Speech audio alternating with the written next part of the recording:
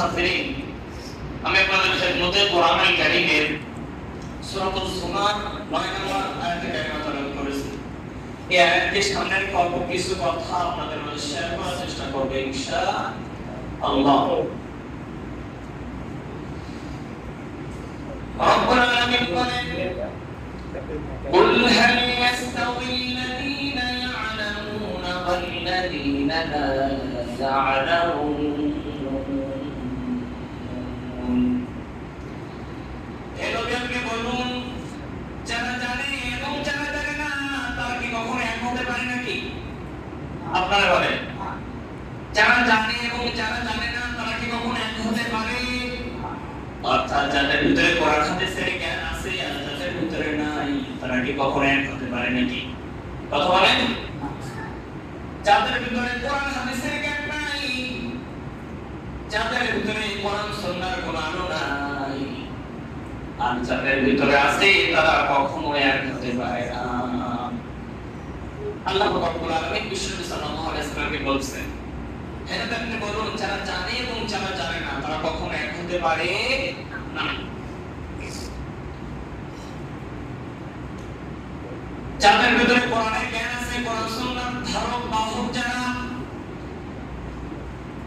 তাদেরকে বলা হয় আলেম। আর আলেমরা শুধুমাত্র আপনার আমার মতো যারা তো মানুষ নয়। বিশ্বনবী সাল্লাল্লাহু আলাইহি ওয়াসাল্লাম বলেন, قال النبي صلى الله عليه وسلم انا خاتم النبيين لا نبي بعدي ولا رسول। আমি শেষ নবী, আমি শেষ রাসূল, আমার পরে কোনো নবীও নাই, কোনো রাসূলও নাই। অন্য জায়গায় বলেন, قال النبي صلى الله عليه وسلم انما العلماء ورثة الانبياء। ওলামায়ে কেরাম হলো নবীদের ওয়ারিস। সন্তান যেমন ভাবে তার পিতার মৃত্যুর পরে যেমন ভাবে ওয়ারিস সূত্রে তার পিতার সমস্ত সম্পদ ওই সন্তানের হয়ে যায়, সম্পদ যেমন ভাবে ওয়ারিস সূত্রে সন্তান পেয়ে যায়, ঠিক তেমন ভাবে আলেম ওলামায়ে কেরাম আজ নবীরা নাই, কিন্তু নবীদের যে কার্যক্রম, দাওয়াতের যে কার্যক্রম, নবীওয়ালা যে কার্যক্রম, এই সমস্ত দায়িত্বগুলো পালন করবে ওলামায়ে কেরাম।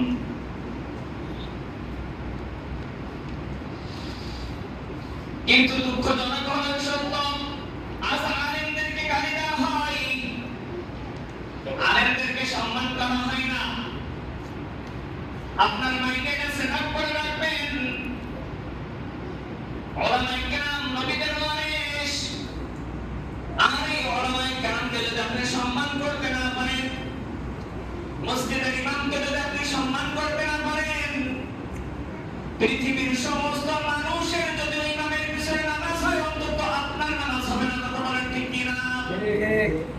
ইমামের প্রাপ্ত সম্মান যদি আপনি না দিতে পারেন, পৃথিবীর সকল মানুষের যদি ইমামের পিছনে নামাজ হয়, তবুও আপনার নামাজ হবে না।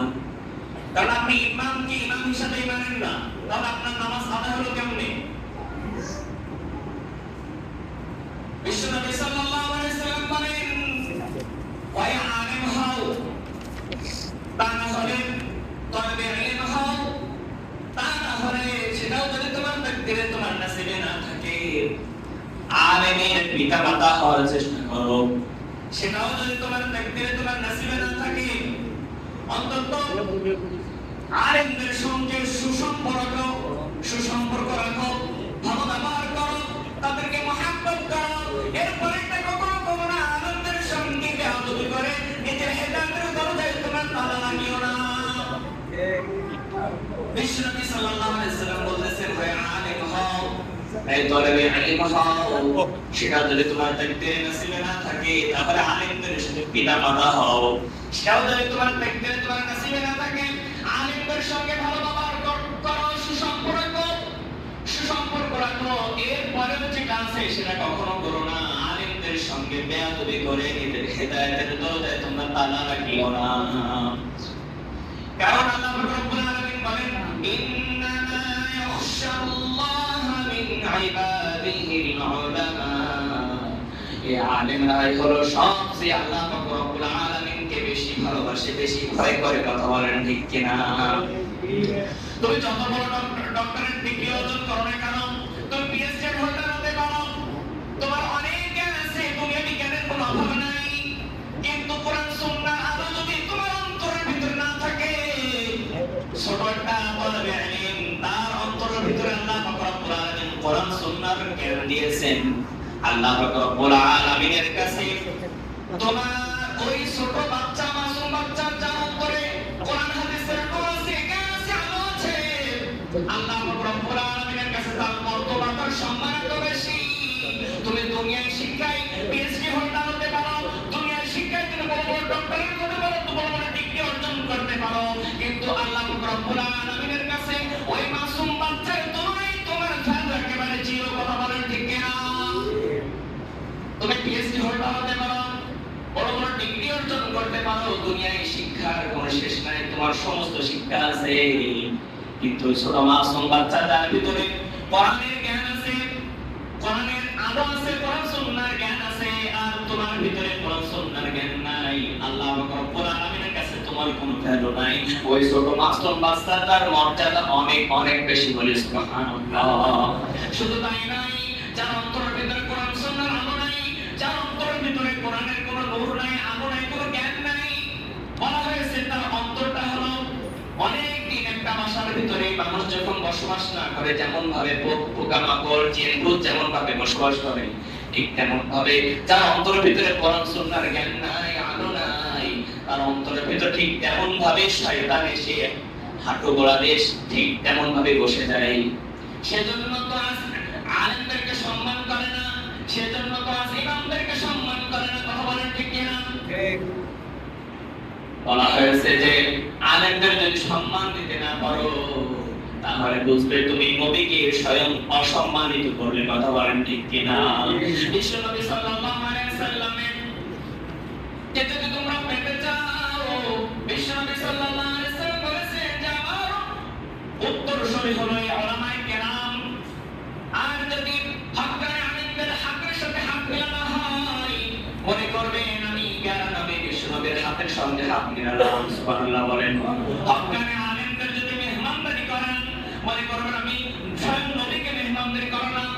হক্কানি আলেমদেরকে যদি আপনি সম্মান দেন, রেসপেক্ট করেন, মনে করবেন আমি জ্ঞান নবী বিশ্বনবীকে রেসপেক্ট করলাম, তাকে সম্মান করলাম, কারণ ওই বিশ্বনবী সাল্লাল্লাহু আলাইহি সাল্লাম বলেছেন এই উলামায়ে কেরাম হলো আমার উত্তরসূরি। যে আপনি তাকে উলামায়ে কেরামকে মসজিদের ইমামকে আপনি সম্মান দেন, বানাবেন, যে আমাদের দিন অবশ্যই আল্লাহর কসম ওই আলেম, ওই হাফেজ যাকে আপনারা সম্মান দিতে চান না, যে আমাদের দিন ওই হাফেজ, ওই আলেম অবশ্যই প্রাপ্ত সম্মান রব্বিক আলামিনের কাছ থেকে পাবে, কথা বলেন ঠিক কিনা? আপনারা সম্মান দিন, বানাবেন, গালি দেন, চাবেন, কিয়ামতের দিন অবশ্যই আল্লাহ পাক রব্বুল আলামিন তার প্রাপ্ত সম্মান ওই হাফেজ আলেমকে বুঝিয়ে দিবেন, কথা বলেন ঠিক কিনা? যত আমল করুন না কেন, যত আমল করুন না কেন, যদি আলেমদের সঙ্গে বেয়াদবি করেন, হক্কানি আলেমদের সঙ্গে যদি সুসম্পর্ক না রাখতে পারেন, তাহলে বিশ্বনবী সাল্লাল্লাহু আলাইহি সাল্লাম যেভাবে বলেছেন যে আলেমরাই হলো আমার ওয়ারিস, আর সেই নবীর সঙ্গে যে সুসম্পর্ক না হয়, আর সেই নবীর উত্তরসূরি যারা আলেম ওলামা তাদের সঙ্গে যদি সুসম্পর্ক না হয়, তাহলে বুঝবেন আপনার হেদায়েতের দরজায় তালা লাগিয়ে দিয়েছেন কে? আপনার হেদায়েত নাই, যত আমল করেন আল্লাহ তাআলার কাছে কোনো ভ্যালু নাই। মুআজ্জাজ হাজিরিন, তাহলে কি আমরা আলেমদের সম্মান করব কিনা? কথা বলেন। আলেমদের সঙ্গে দুর্ব্যবহার করবেন, ওই যে আল্লাহ রাসূল সাল্লাল্লাহু আলাইহি ওয়াসাল্লাম বলেছেন হেদায়েতের দরজায় মনে হয় তোমার তালা লাগে, তোমার তালা লাগে গিয়েছে। আজ আলেমদেরকে, মসজিদের ইমামদেরকে আমরা মনে করি কি তুচ্ছ-তাচ্ছিল্য, তাদেরকে কোনো সম্মানই দিতে চাই না। যদি আপনার সন্তান, কারো সন্তান মাদ্রাসায় পড়ে, ওরে বড় হয়ে কি করবে, কত কোনো ভ্যালু নাই, মোল্লার তোর মসজিদ পর্যন্ত, কথা বলেন। এমন কথা শোনা যায় কিনা? ওমি আপনার সম্মান দেন না দেন, দুনিয়ার মানুষ আলেম ওলামাদের সম্মান দেয় না, এটা স্বাভাবিক। কারণ বিশ্বনবী সাল্লাল্লাহু আলাইহি ওয়াসাল্লাম বলেন আদ-দুনিয়া সিজনুল মুমিন ওয়া জান্নাতুল কাফির, এই দুনিয়া হলো মুমিনদের জন্য জেলখানা, আর কাফের বেঈমানদের জন্য হলো এই দুনিয়াটা হলো বেহেশত খানা, কথা বলেন ঠিক কিনা? এই দুনিয়া আপনারা পাবেন যারা জেলখানায় থাকে, তারা মনে ইচ্ছা মতন স্বাধীনভাবে কি করতে পারে? কথা বলেন, মনে ইচ্ছা মতন খাইতে পারে, মনে ইচ্ছা মতো কোনো কিছু করতে পারে। ঠিক তেমনই ভাবে আমরা যারা এই পৃথিবীতে এসেছি, আমরা যারা নিজেদেরকে মুমিন দাবি করি, আমরা মনে ইচ্ছা মতন মন চাহে জিন্দেগি করতে পারবো না। যেমন ভাবে আল্লাহ রব্বুল আলামিন নির্দেশ দিয়েছেন, যেমন ভাবে বিশ্বনবী সাল্লাল্লাহু আলাইহি ওয়াসাল্লাম